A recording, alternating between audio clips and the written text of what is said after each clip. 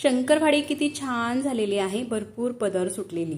तर या शंकरपाळीसाठी आपल्याला तेलाचं किंवा तुपाचं मोहन वापरायची गरज नाही किंवा शंकरपाळीचं पीठ सुद्धा मळायची गरज नाही। अजिबात हात न भरवता अशी 4 पटीने फुलणारी आणि खुसखुशीत जिभेवर ठेवताच विरघळेल इतकी ही खुसखुशीत शंकरपाळी, अजिबात तेलामध्ये न विरघळणारी, अगदी परफेक्ट मापासह ही शंकरपाळीची रेसिपी आहे। त्यासाठी हा व्हिडिओ कुठेही स्किप न करता पूर्ण पहा, म्हणजे तुम्ही अर्धा किलोच्या प्रमाणामध्येच नव्हे तर कितीही किलोच्या प्रमाणामध्ये ही शंकरपाळी बनवली तर ही जी शंकरपाळी आहे अगदी परफेक्ट होईलच। नमस्कार, मी सुरेख आणि देवदर्शन किचनमध्ये तुम्हा सर्वांचे स्वागत करते। मग आजच्या आपल्या या रेसिपीला सुरुवात करूया शंकरपाळीच्या। तर अर्धा किलोची मी शंकरपाळी करणार आहे, तर या ठिकाणी अर्धा किलो मैद्याचं हे पॅकेट घेतलेलं आहे। घेतलेला मैदा आता आपल्याला चाळून घ्यायचा आहे, म्हणून एक पसरट परात घेतलेली आहे आणि चाळण ठेवायची त्यामध्ये। मैदा आपल्याला हा मोजून घ्यायचा आहे, तर घरातील कोणत्याही वाटीने मोजून घ्या। मैदा मोजण्यासाठी ह्या साईजची वाटी घेतलेली आहे, ह्याच वाटीने 3 वाटी हा मैदा भरलेला आहे। 3 वाटी मैदा हा चाळणीमध्ये टाकलेला आहे। त्यानंतर हा टाकलेला मैदा चाळणीमध्ये चाळून घ्यायचा आहे। केव्हाही शंकरपाळी बनवताना मैदा हा आपल्याला चाळूनच घ्यायचा आहे। आता मैदा हा चाळून झालेला आहे, शंकरपाळी करायला सुरुवात करूया। तर कुठल्याही गोड पदार्थामध्ये थोडंसं चिमूटभर मीठ टाकलं ना, पदार्थ आणखीनच चविष्ट लागतो, म्हणून चिमूटभर मीठ टाकलेलं आहे। त्यानंतर पाव चमचा वेलची पूड घेतलेली आहे आणि वेलची पूड सुद्धा टाकून मिक्स करून घ्यायचं आहे। आता हे सगळं पीठ मिक्स करून घेतलं। त्यानंतर गॅसवरती कढई ठेवलेली आहे आणि कढईमध्ये ज्या वाटीने आपण मैदा मोजून घेतलेला आहे ना, त्याच वाटीने साखर घ्यायची आहे। साखर मात्र 1 वाटीला थोडीशी कमी एवढी घ्यायची आहे आणि जेवढी साखर घेतलेली आहे तेवढंच पाणी घ्यायचं आहे। पाणी सुद्धा तुम्ही पाहू शकतात, पाऊण वाटी घ्यायची आहे। पाऊण वाटी म्हणजेच 1/3 वाटी पाणी, 1/3 वाटी साखर आणि 1/3 वाटी तूप लागणार आहे। तूप असं हे वितळून घेतलेलं आहे, 1 वाटीपेक्षा थोडं कमी प्रमाण तुम्ही या ठिकाणी पाहिलंच। आता सगळं जे साहित्य आहे ती आपण कढईमध्ये टाकलेलं आहे आणि गॅस चालू करायचा आहे। गॅस चालू करायचा म्हणजे हे जास्त आपल्याला पाक करायचा नाही याचा, फक्त साखर विरघळेल इतका वेळच गॅसवरती ही कढई राहू द्यायची आहे। आता पाण्याला उकळी आलेली आहे आणि साखर सुद्धा विरघळलेली आहे। त्यानंतर गॅस बंद करून कढई खाली उतरून घेतलेली आहे।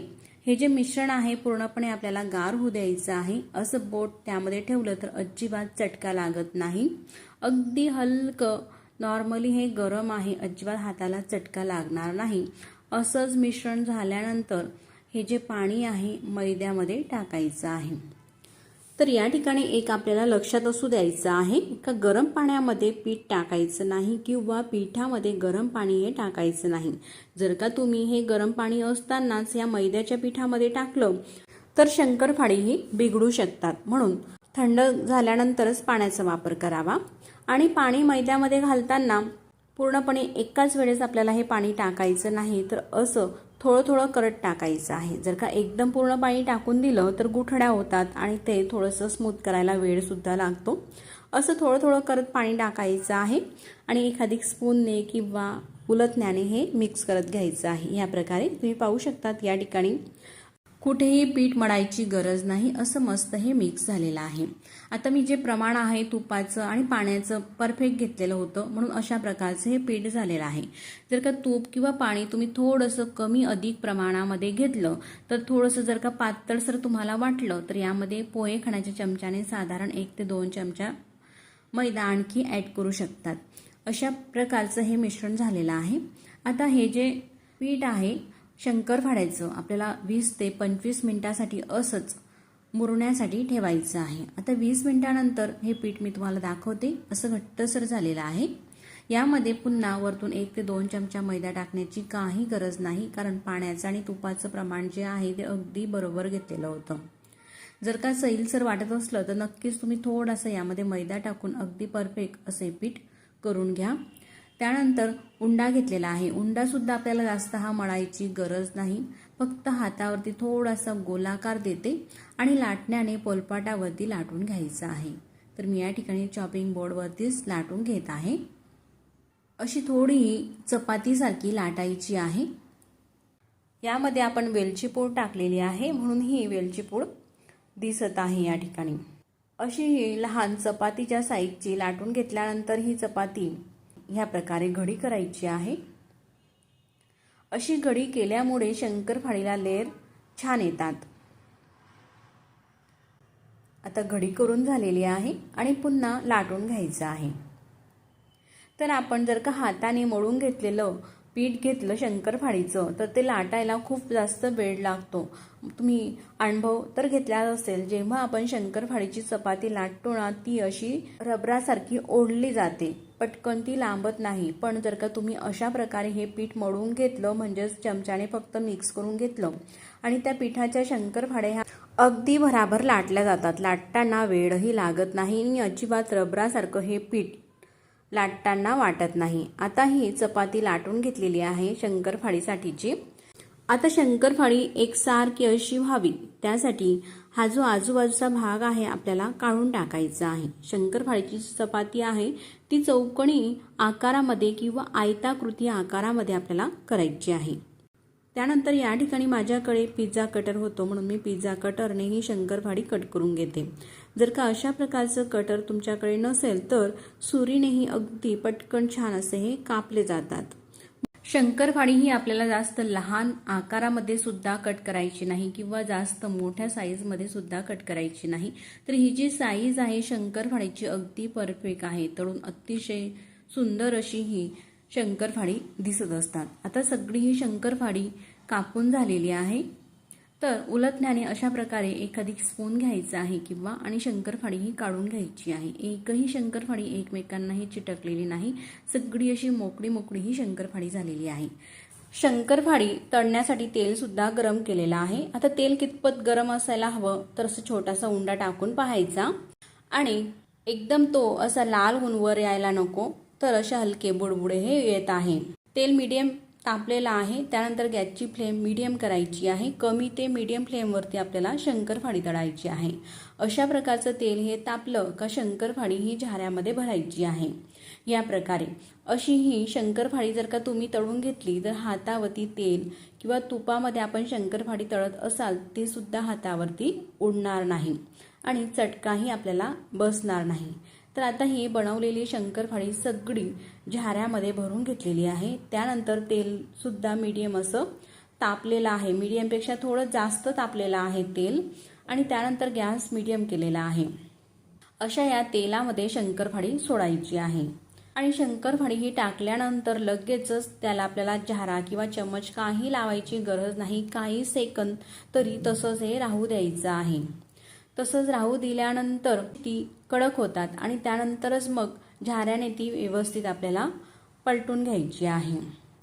जर का शंकरपाळी तळताना तेल हे खूप असं तापलेलं असलं, तेलामध्ये शंकरपाळी टाकताच ती बाहेरून लाल होतात पण आतमधून मात्र ती कच्ची असतात। ते कच्ची राहिल्यामुळेच शंकरपाळी आपण तळतो तेव्हा ती खुसखुशीत वाटतातच, पण नंतर जशी ती डब्यामध्ये भरून ठेवतो आणि काही दिवसानंतर 2-3 दिवसानंतर ती मऊ पडतात। तर हेच ते कारण आहे शंकरपाळी मोठ्या गॅसवरती तळण्याचं।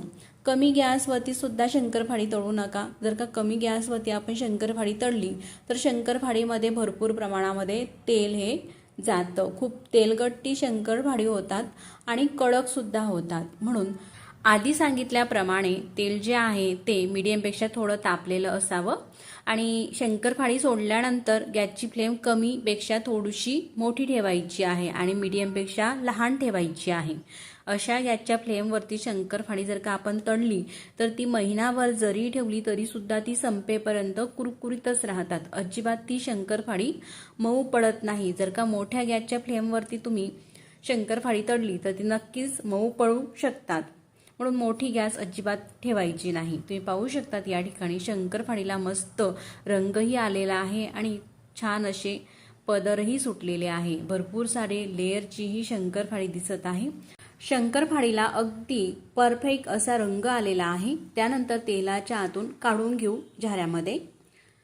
तेल पूर्ण हे निथळून घ्यायचं आहे। ही जी शंकरपाळी आहे अजिबात तेलकट होत नाही। टिश्यू पेपर सुद्धा मी वापरत नाही। आता या ठिकाणी टिश्यू पेपर न वापरता अशी ही शंकरपाळी ताटामध्ये घेते किती मस्त रंग आलेला आहे आणि मस्त लेअर सुद्धा आलेली आहे शंकरपाळ्याला. अजिबात तेलगटही हे शंकरपाळी दिसत नाही.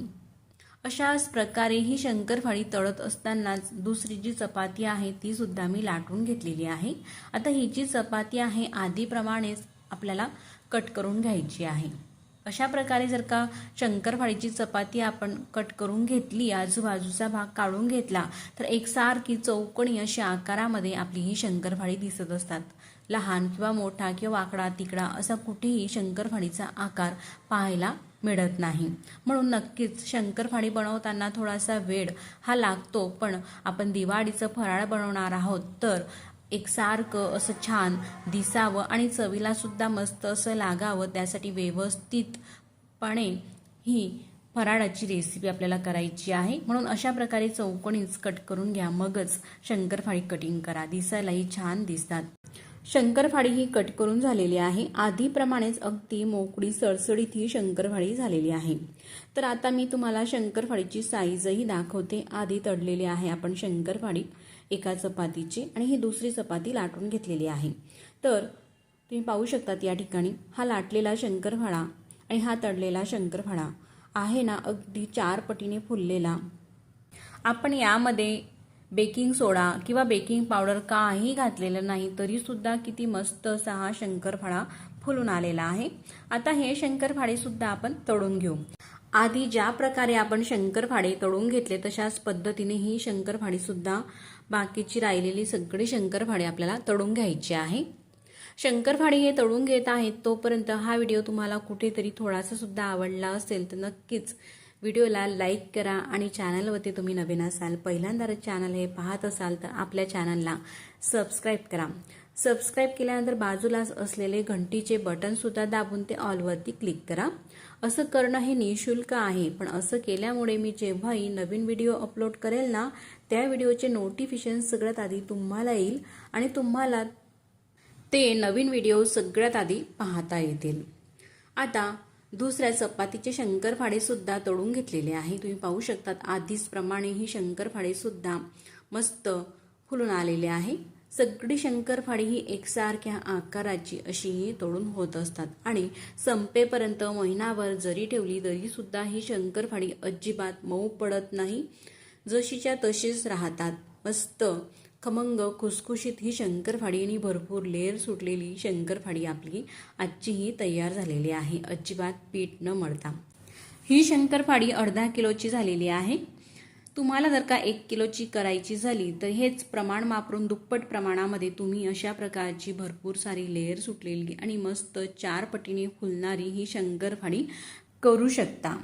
न तळलेली शंकरपाळी आणि ही तळलेली शंकरपाळी मस्त 4 पटीने फुलून तर आलेलीच आहे, पण एकदम खुसखुशीत अशी शंकरपाळी होत असतात. या ठिकाणी मी शंकरपाळीचा चुरा सुद्धा तुम्हाला करून दाखवते. मस्त अगदी कण्या कण्या अशा वेगवेगळ्या ह्या शंकरपाळीच्या होत असतात. एकदम खुसखुशीत आणि जिभेवर ठेवताच विरघळणारी मस्त परफेक्ट अशी शंकरपाळीची रेसिपी तुम्ही नक्कीच करून पहा. मग पुन्हा भेटू नवीन रेसिपी सोबत. तोपर्यंत नमस्कार. व्हिडिओ तुम्ही पूर्ण पाहिल्याबद्दल धन्यवाद.